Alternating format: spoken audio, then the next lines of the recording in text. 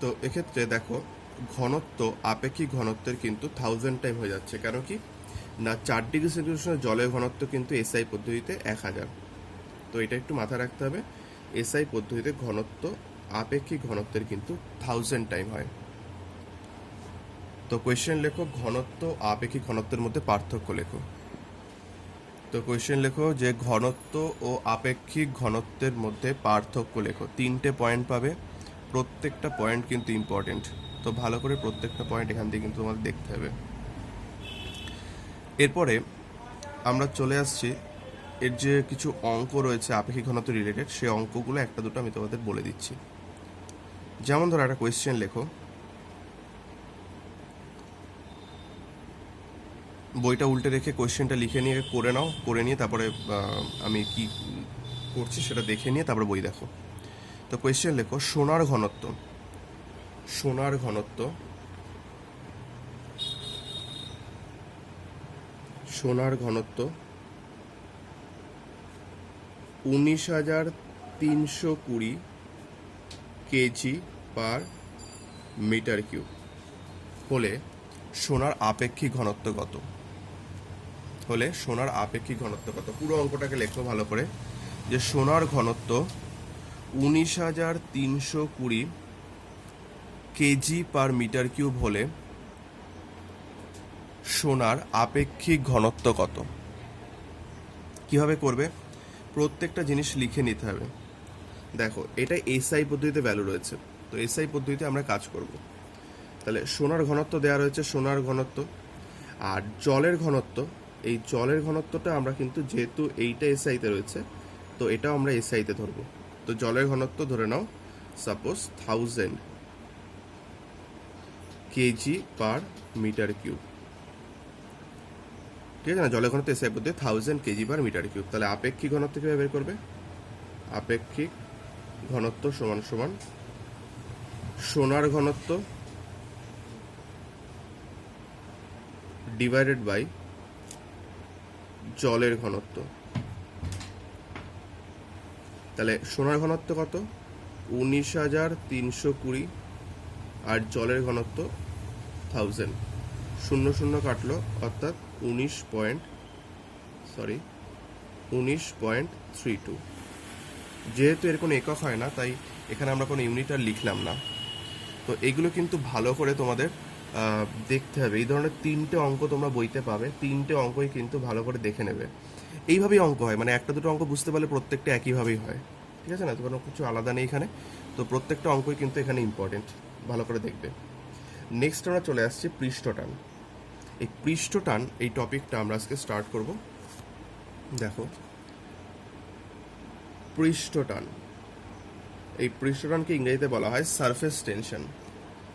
Surface tension বা পৃষ্ঠটান দুটো কারণে তৈরি হয়। নাম্বার 1 হয় আসঞ্জন বল,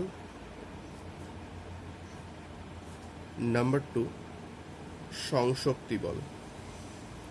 দেখো এই দুটো বলের মধ্যে থেকে একটা বল মূলত পৃষ্ঠটানের জন্য মানে দায়ী। পৃষ্ঠটান বেসিক্যালি কেন তৈরি হয় তার আগে এই দুটো বল সম্পর্কে আমাদের জেনে নিতে হবে। ধরো একটা পাত্রে জল রাখা হয়েছে, এবার দেখবে জলটা যদি অন্য পাত্রে এখান থেকে ঢেলে নেওয়া হয়, তাহলে এই পাত্রের গায়ে কিছু জলের কণা লেগে থাকে, পাত্রের গায়ে কিছু জলের কণা লেগে থাকে। এটা কেন হয়? বলা হচ্ছে এই পাত্রটা যে অণু দিয়ে তৈরি, সেই অণুর সাথে এই জলের অণুর একটা আকর্ষণ বল তৈরি হয়। এই পাত্রটা যে অণু দিয়ে তৈরি, তার সাথে জলের অণুর যে আকর্ষণ বল তৈরি হয়, মানে ভিন্ন ভিন্ন পদার্থের অণুর মধ্যে আকর্ষণ বল তৈরি হলো। এখানে পাত্রের অণু আর জলের অণুর মধ্যে আকর্ষণ বল তৈরি হলো। এই ভিন্ন অণুর মধ্যে আকর্ষণ বল তৈরি হলে তাকে বলে আসঞ্জন বল। আর যদি সম অণু মানে দুটো জলের অণুর মধ্যে যদি আকর্ষণ বল তৈরি হয়, তাকে বলা হয় সংশক্তি বল। তাহলে ভিন্ন ভিন্ন দুটো অণুর মধ্যে আকর্ষণ বল তৈরি হলে তাকে বলে আসঞ্জন বল, আর সম অণুর মধ্যে আকর্ষণ বল তৈরি হলে তাকে বলে সংশক্তি বল। পৃষ্ঠটানের জন্য এই সংশক্তি বলটা দায়ী, ঠিক আছে না? পৃষ্ঠটানের জন্য মূলত এই সংশক্তি বলটা দায়ী।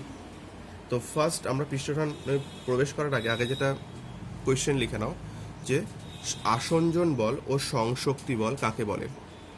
আসঞ্জন বল ও সংশক্তি বল কাকে বলে? একই সাথে এদের মধ্যে কোনটি পৃষ্ঠটানের জন্য দায়ী? এদের মধ্যে কোনটি পৃষ্ঠটানের জন্য দায়ী?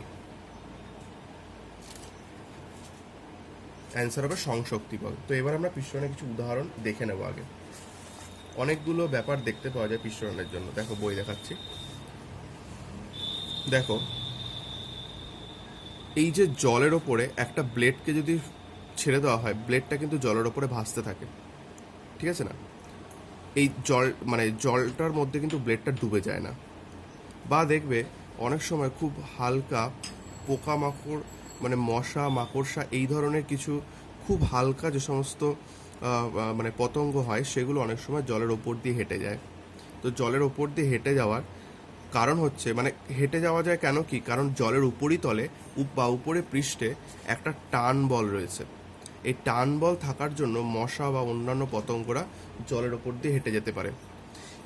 তো এই উদাহরণগুলো ভালো করে পড়বে। এই হাতে কলমে পয়েন্টটা তোমাদের ভালো করে রিডিং করতে হবে, ঠিক আছে না? এই পয়েন্টটা ভালো করে না পড়লে কিন্তু বুঝতে পারবে না।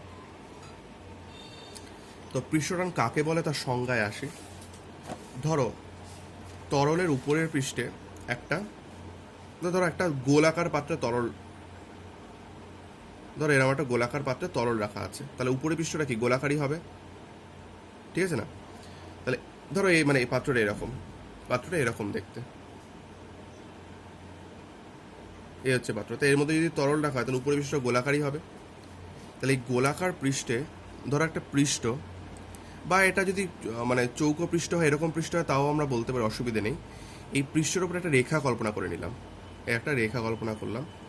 এই রেখার দুই বিপরীত পৃষ্ঠে তরল যে টান বল বা দুই পৃষ্ঠ বরাবর,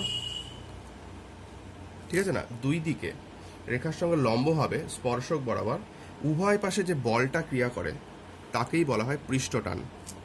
এই রেখাটা যে কল্পনা করা হয়েছে তার উভয় পাশে স্পর্শক বরাবর যে বল ক্রিয়াশীল হয় তাকেই বলা হয় পৃষ্ঠটান। এই পৃষ্ঠটানের জন্য দেখবে জলের গ্লাসে অনেক সময় কানায় কানায় জল ভরার পরেও সামান্য কিছুটা জল উপরের দিকে উঠে থাকে, ঠিক আছে না? এই পৃষ্ঠটানের জন্যই পতঙ্গরা জলের উপর দিয়ে হেঁটে যেতে পারে। এই বিভিন্ন ধরনের ঘটনাগুলো পৃষ্ঠটানের জন্যই সৃষ্টি হয়, ঠিক আছে না? মানে তরলের উপরের পৃষ্ঠে একটা টান বল অনুভূত হয় দুই দিকে, যার জন্য তরলের উপরের পৃষ্ঠটা গোলাকার হয় এবং তরলের উপরের পৃষ্ঠে একটা মানে বল ক্রিয়াশীল হয়। এই বলটাকেই বলা হয় পৃষ্ঠটান। তো পৃষ্ঠটানের ইকুয়েশনটা হচ্ছে পৃষ্ঠটান এটা ইকুয়াল টু হচ্ছে বল ডিভাইডেড বাই দৈর্ঘ্য, ঠিক আছে না? পৃষ্ঠটান করতে কি করতে হয়? বলকে ডিভাইড করতে হয় দৈর্ঘ্য দিয়ে। বল দেখো MLT -2 আর দৈর্ঘ্য মানে L। তাহলে এই L পরস্পর কেটে যায়, কেটে গিয়ে পড়ে থাকে MT -2, অর্থাৎ পৃষ্ঠটানের মাত্রা হচ্ছে MT -2। আর CGS এবং SI পদ্ধতিতে পৃষ্ঠটানের একক দেখো। CGS পদ্ধতি একক কি হবে? বলের একক ডাইন, আর দৈর্ঘ্য মানে সেমি। আর এসআইতে বলের একক হয়ে যাবে নিউটন, আর দৈর্ঘ্যের একক মিটার, নিউটন পার মিটার।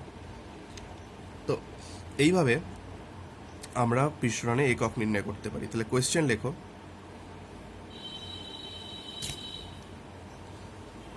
লেখো, পৃষ্ঠটানের একক নির্ণয় করো। পৃষ্ঠটানের একক নির্ণয় করো। একই সাথে এর মাত্রা নির্ণয় করো। তো পৃষ্ঠটানের একটা কোয়েশ্চেন তোমাদের বলে দিই। একটা পরীক্ষা আছে, পরীক্ষাটা তোমরা একটু দেখবে। দেখো পরীক্ষাটা কিরম বলেছে। দেখবে একটা গোলাকার রিং থাকে, রিংটা একটা হাতল থাকে। এটাকে একটা সাবান জলে ডুবিয়ে নিলে পরে এর রিংটার মধ্যে একটা পাতলা সাবান জলের একটা আস্তরণ মানে মানে রিংটার মধ্যে পাতলা সাবান জলের একটা পর্দা তৈরি হয়, যে পর্দার মধ্যে ফু দিলে একটা বাবেল তৈরি হয়। এটা আমরা প্রায়শই মেলা বা বিভিন্ন জায়গায় দেখতে পাই। তো এই যে এখানে যে একটা তোমার মানে একটা পর্দা তৈরি হয়েছে, এই পর্দার মধ্যে খুব হালকা একটা সুতোকে যদি ভাসিয়ে দেওয়া যায় তো দেখা যাবে সুতোটা এইভাবে থাকবে, ঠিক আছে না? এইবার একটা সুচ দিয়ে বা একটা সেফটি পিন বা কিছু একটা সূক্ষ্ম জিনিস দিয়ে যদি এটার মধ্যে ফুটো করে দেওয়া হয়, মানে এই যে সুতোটা আছে গোলাকার, এই সুতোটার মাঝখানে যদি ফুটো করে দেওয়া হয়, যেই ফুটো করে দেওয়া হবে দেখবে এই জিনিসটার মধ্যে সুতোটা এরকম পুরো গোলাকার হয়ে গেল, মানে গোল শেপ ধারণ করলো। আগে সেটা এবড়ো খেবড়ো শেপ ধারণ করেছিল, এখন সেটা গোল শেপ ধারণ করলো। এটা কিন্তু পৃষ্ঠটানের জন্যই হয়, কারণ যখন এর মধ্যেও তরলের লেয়ার থাকে, বাইরেও তরলের লেয়ার থাকে, তখন দুই দিকে টান সমান হয়ে যায়, মানে সব দিকে সমান পরিমাণ টান কাজ করে, যার জন্য এটা কিন্তু এবড়ো খেবড়ো শেপ ধারণ করে থাকে। মানে সুতোটার ভেতরেও বল কাজ করে, সুতোটার বাইরেও বল কাজ করে, যার জন্য এটা কিন্তু এবড়ো খেবড়ো অবস্থায় থাকে। এই টানের ফলে সুতোটার কোনো আকারের পরিবর্তন হয় না। কিন্তু যখনই মাঝখানে ফুটো করে দিলে, তার মানে কি এর মাঝখানে এখন আর তরলের লেয়ার নেই, ফলে এখন টানটা শুধুমাত্র বাইরের দিকে রয়েছে, ঠিক আছে না? শুধুমাত্র বাইরের দিকে থাকার জন্য এই সুতোটা টান হয়ে পুরোপুরি গোলাকার শেপ ধারণ করে। তো এটা কিন্তু একটু ভালো করে দেখে নেবে, এই পরীক্ষাটা একটু পড়তে হবে তোমাদের। তো এই পৃষ্ঠটানের একক পর্যন্ত আগামী দিন তোমাদের পড়া থাকবে, সাথে আপেক্ষিক ঘনত্বের যে মানে অঙ্কগুলো আছে, এই অঙ্কগুলো একটু ভালো করে দেখে নেবে। আচ্ছা, এর সাথে তোমাদের পড়া থাকবে আগামী দিন, আমাদের শব্দ চ্যাপ্টারটা পড়া হয়ে গেছিল, তো শব্দর চ্যাপ্টারে টোটাল এমসিকিউ সেকশনটা পড়ে রাখবে।